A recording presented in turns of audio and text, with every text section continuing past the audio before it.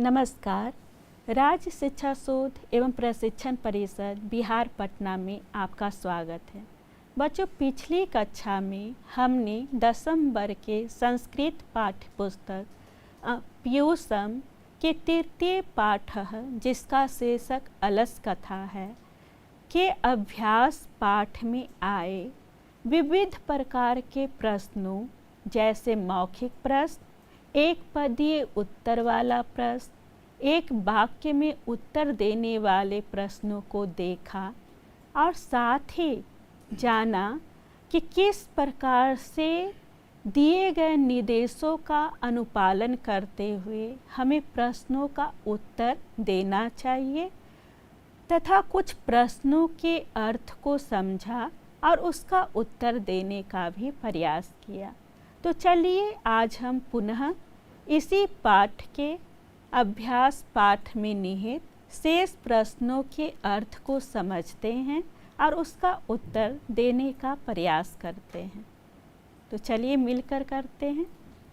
बच्चों, अपने स्क्रीन पे देखिए, लिखा हुआ है रिक्त स्थानानि पूर्यत, यानी रिक्त स्थान की पूर्ति करें। तो वाक्य क्या है?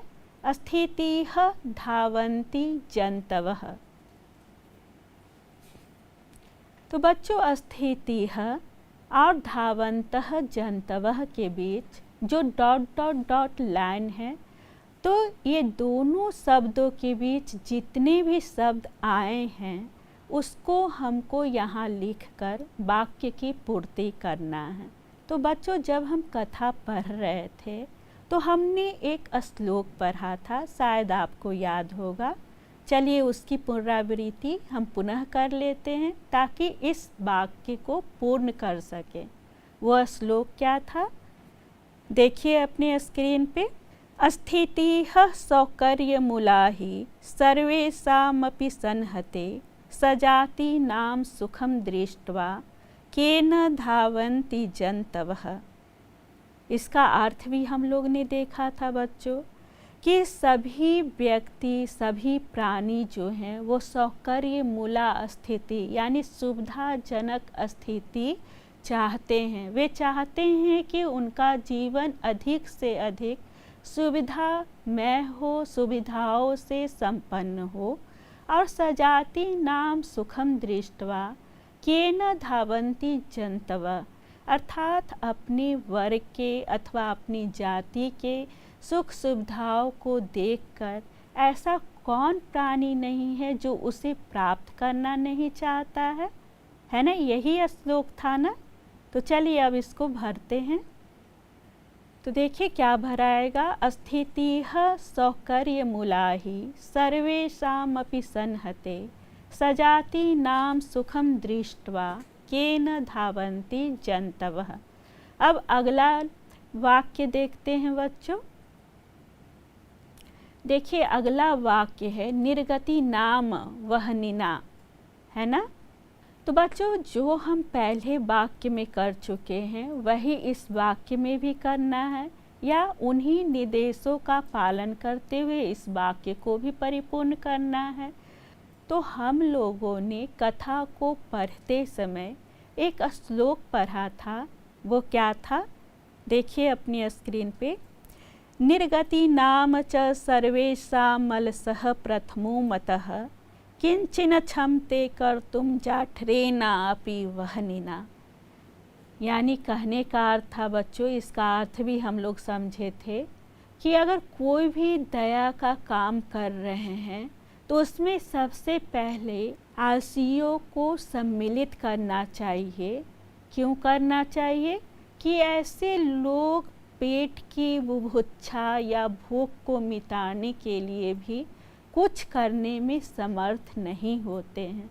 तो ये लाइन उसी से संबंधित है। अब चलिए इसको भरकर इसको परिपूर्ण या पूर्ण वाक्य के रूप में परिवर्तित करते हैं। देखिए बच्चों क्या भराएगा इसमें? निर्गति नाम च सर्वेषां मलसः प्रथमो मतः किंचिन क्षमते कर्तुम जाठरेणापि वहनिना। अब अगला वाक्य देखिए, बच्चों वाक्य है कपटेन अनअलसा अपि गृह्णन्ति इति अस्माकं। तो बच्चों जब हम कथा पढ़ रहे थे तो हमने क्या देखा था कि जब आलसियों को वीरेश्वर नामक पंडित जो हैं वो अन्न और वस्त्र देने लगे। किस लिए वस्त्र देने लगे? क्योंकि वो बहुत ही करुणा से भरे हुए या करुणा रूपी जल से भरे हुए हृदय वाले थे और दयाशील थे।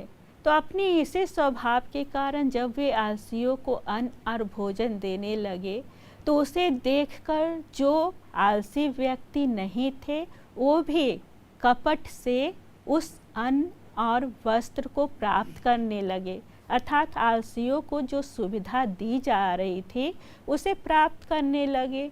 तो क्या हुआ कि अलसशाला में बहुत सारे द्रव्यों यानी धन का खर्च बढ़ गया। तब उन्होंने विचार किया, किसने? वीरेश्वर नामक मंत्री ने। तो उन्होंने विचार किया कि अगर ऐसा हो रहा है तो यह हमारी भूल है। अब भूल को संस्कृत में क्या कहते हैं? प्रमादः। तो ये प्रमादः शब्द यहाँ आएगा तो हमारा वाक्य क्या हो जाएगा? चलिए देखते हैं बच्चों। वाक्य हो जाएगा कपटेन अनअलसा अपि गृह्णन्ति इति अस्माकं प्रमादः, है ना। वाक्य जो है प्रमादः शब्द लिख देने से पूर्ण हो जाएगा। चलिए अगला देखते हैं। अगला वाक्य है बच्चों कि विद्यापतिः लोकप्रियः डॉट डॉट डॉट आसीत्, यानी विद्यापति लोकप्रिय क्या थे? तो हम जब प्रस्तावना पढ़ रहे थे तो हम लोगों ने देखा था कि विद्यापति लोकप्रियः मैथिली कविः आसीत्।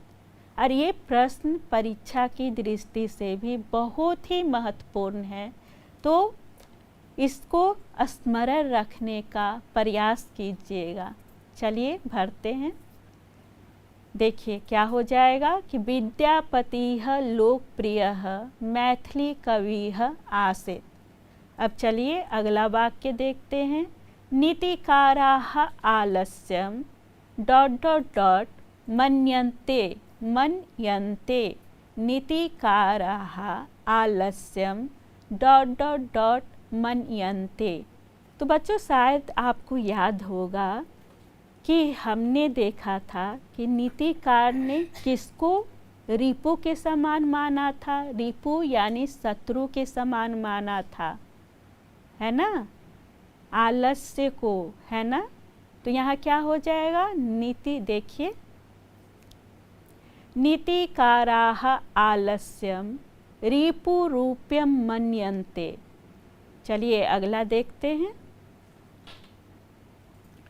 आसीत् मिथिलायां, खाली स्थान है, नाम मंत्री, यानी मिथिला में किस नाम के मंत्री थे? याद कीजिए। जी हाँ, सही कहा आपने, वीरेश्वर नाम के मंत्री थे। तो यहाँ भरा जाएगा आसीत् मिथिलायां वीरेश्वरो नाम मंत्री। ठीक है, अब अगला देखते हैं।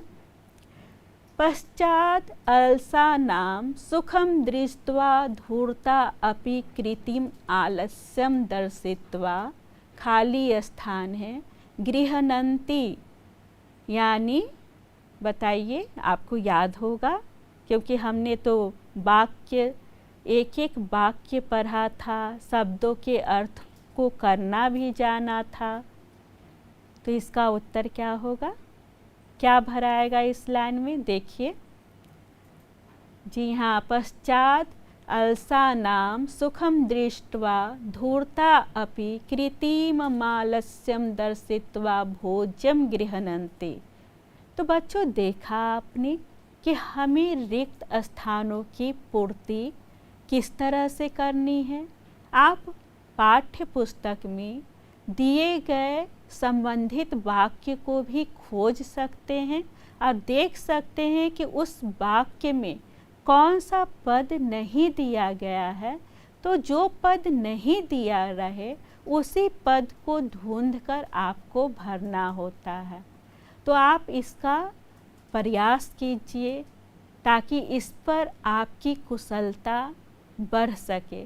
अब चलिए देखते हैं कि अभ्यास पाठ में अगला प्रश्न कौन सा है जिसको हमें मिलकर उत्तर खोजना है। चलिए देखते हैं। बच्चों देखिए, कह रहा है कि एक पदेन उत्तरतः, यानी एक पद में उत्तर दीजिए। पहला प्रश्न क्या है? अलस कथायाः कथाकारः कः, यानी अलस कथा के कथाकार कौन है? तो क्या हो जाएगा? आइए देखते हैं। तो चूँकि एक ही पद में उत्तर देना है तो हमें एक ही पद का उपयोग करना होगा। तो आपका उत्तर हो जाएगा विद्यापतिः। ठीक है, अगला प्रश्न देखिए। अगला प्रश्न है बच्चों कि वीरेश्वरो नाम मंत्री कुत्र आसीत्, यानी वीरेश्वर नाम के मंत्री जो थे वो कहाँ थे? ये प्रश्न आपने अभी तक महसूस किया होगा कि बहुत बार आ चुका है कि वीरेश्वर कौन थे, वीरेश्वर कहाँ के मंत्री थे।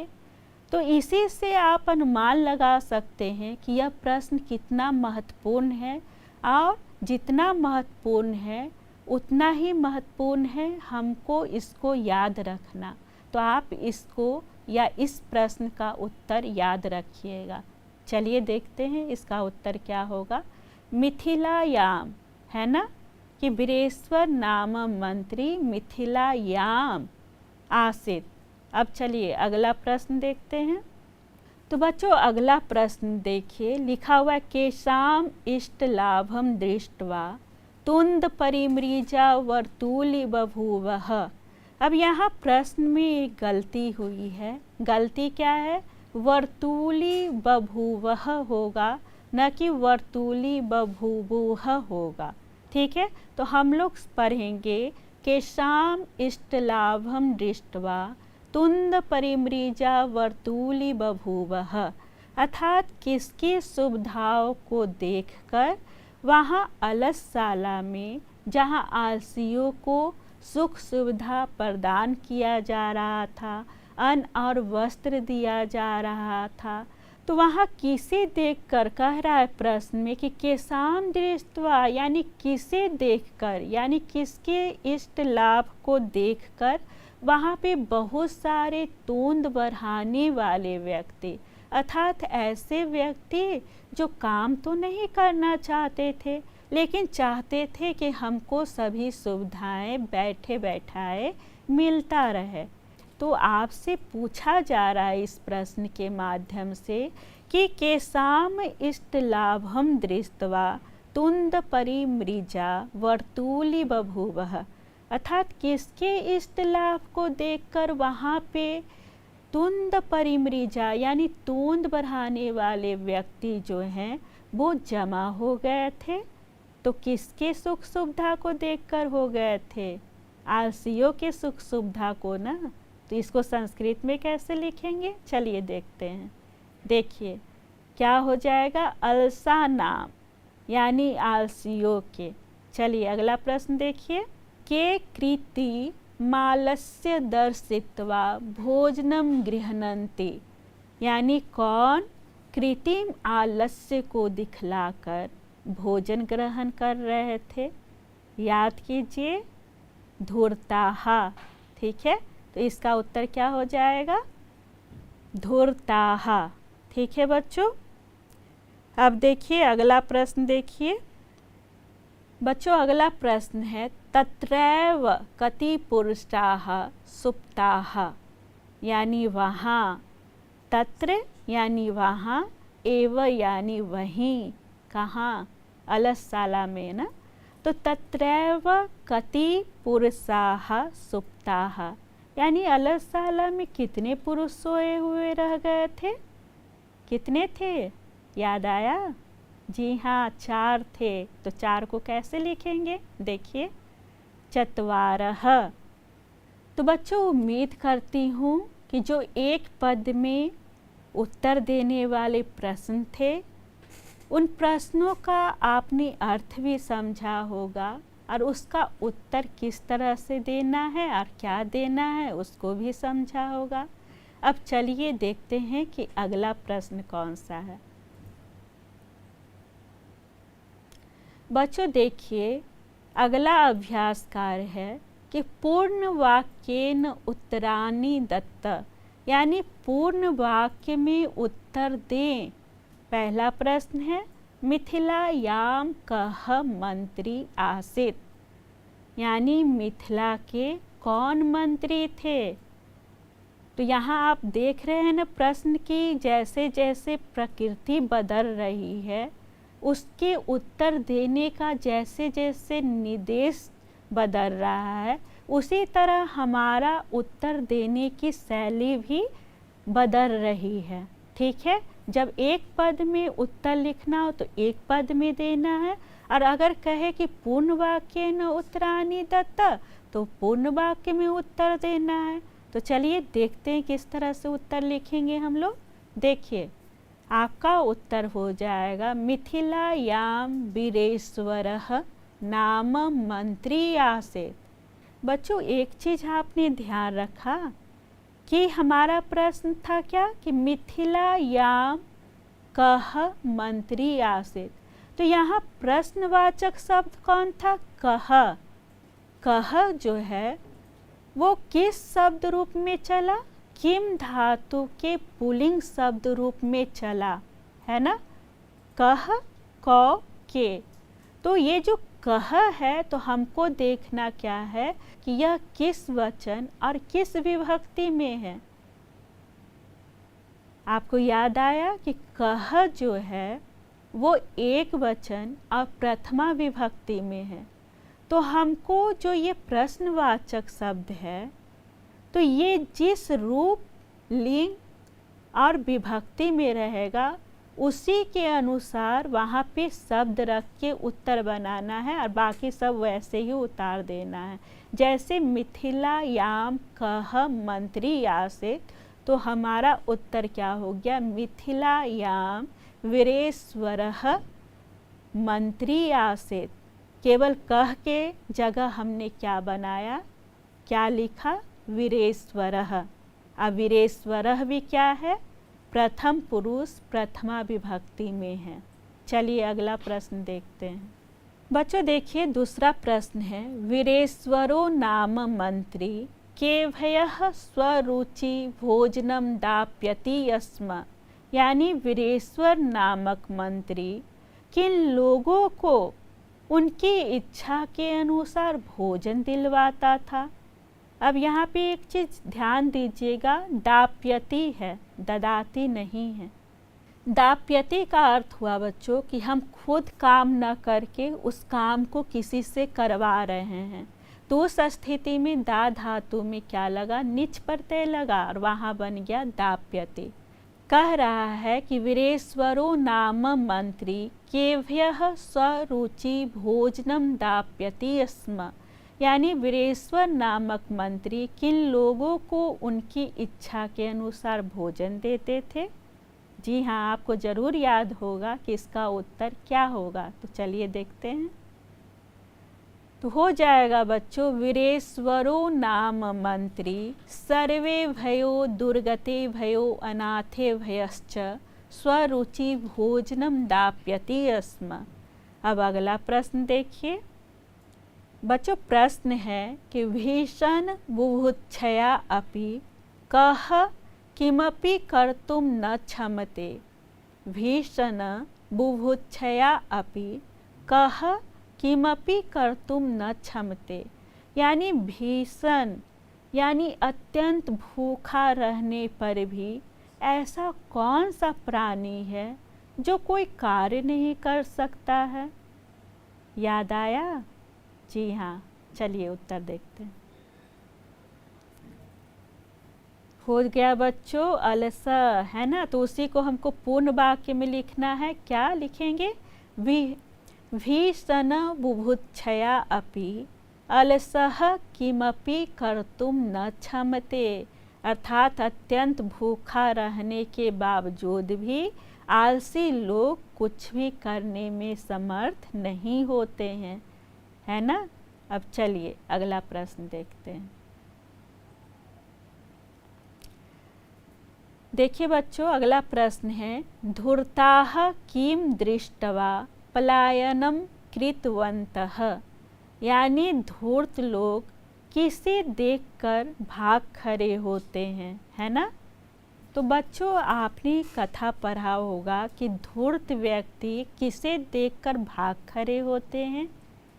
जी हाँ, जब अलसशाला में आग लगा दी जाती है और आग अपना प्रचंड रूप ले लेता है तो धूर्त व्यक्ति क्या होते हैं, भाग खड़े होते हैं। तो इसे संस्कृत में कैसे लिखेंगे, कैसे उत्तर देंगे, आइए देखते हैं। तो उत्तर होगा बच्चों, धूर्ताः गृहलग्नं प्रवृद्धम अग्निम दृष्ट्वा पलायनम कृतवन्तः। अगला प्रश्न देखिए, चत्वारः अलसाः कैः बहिष्कृताः। यानी चारों आलसी व्यक्ति किसके द्वारा बाहर निकाले जाते हैं। तो याद होगा ना आपको कि नियोगी पुरुष है, ठीक है। तो इसको पूर्ण वाक्य में कैसे लिखेंगे, लिखेंगे चत्वारः अलसाः नियोगी पुरुषः बहिष्कृताः। यानी चारों आलसी पुरुष, नियोगी पुरुष जो वीरेश्वर नामक मंत्री थे, उनके द्वारा बाहर निकाले जाते हैं। बच्चों देखिए, अगला प्रश्न है अलसा नाम कह शरणदः। यानी आलसियों को शरण देने वाले कौन होते हैं, है ना। अगर करुणामय या दयालु व्यक्ति न हो तो आलसियों को शरण देने वाला इस संसार में कोई नहीं है। तो हमारा उत्तर क्या हो जाएगा, हमारा उत्तर होगा अलसा नाम कारुणिकः शरणदः। चलिए अगला प्रश्न देखते हैं। जंतवः केषां सुखम दृष्ट्वा धावन्ति। यानी जंतु अर्थात प्राणी किसके सुख को देखकर उसे प्राप्त करने हेतु दौड़ने लगते हैं। तो हम लोग ने क्या पढ़ा था कि सजाति नाम सुखम दृष्ट्वा जंतवः धावन्ति। तो यहाँ उत्तर क्या हो जाएगा, देखिए जंतवः सजाति नाम सुखम दृष्ट्वा धावन्ति। यानी जो जंतु हैं, जो प्राणी हैं, वो अपने सजाति वाले लोगों के सुख को देखकर उसे प्राप्त करने हेतु दौड़ने लगते हैं। तो बच्चों, उम्मीद करती हूँ कि जो एक वाक्य में उत्तर देने वाले जो शब्द आए हैं आपके अभ्यास पुस्तिका में या अभ्यास पाठ में, उसे किस तरह से देना है, उसका क्या अर्थ होगा, किस तरह से उसका उत्तर लिखना है, इससे आप भली भांति परिचित हो गए होंगे। बस एक आवश्यकता है आपको बार बार प्रयत्न करने का, क्योंकि संस्कृत में एक कहावत है ना, जल बिंदु निपातेन कर्मशः पूर्यते घटः। यानी करत करत अभ्यास ते जरमति होत सुजात। रसरी आवत जात से शिल्पे परत निशान। यानी अभ्यास करने से ही हम में परिपूर्णता आती है। तो आप बार बार अभ्यास कीजिएगा, ऐसा मैं उम्मीद करती हूँ। तो बच्चों, उम्मीद करती हूँ कि ये जो कक्षा है वो आपके लिए बहुत ही उपयोगी साबित हुआ होगा, और ऐसा भी उम्मीद करती हूँ कि आप इसे जब बार बार करेंगे, बार बार करने का अभ्यास कीजिएगा, तो जितना आप अभ्यास कीजिएगा उतनी ही आप में पूर्णता आएगी। इसी उम्मीद के साथ और शेष भाग के साथ हम पुनः अगले कक्षा में आपसे पुनः मिलेंगे। तब तक के लिए नमस्कार।